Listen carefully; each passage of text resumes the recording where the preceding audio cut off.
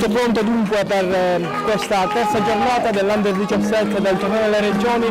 Siamo alla 61esima edizione di questa manifestazione che ospita.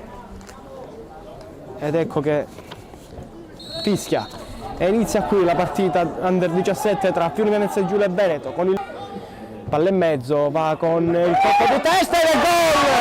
E il gol! Ha segnato il Friuli Venezia Giulia!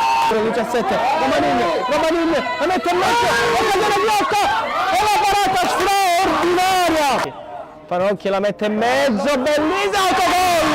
Ed è gol! Ed è autogol da parte del Friuli Venezia Giulia!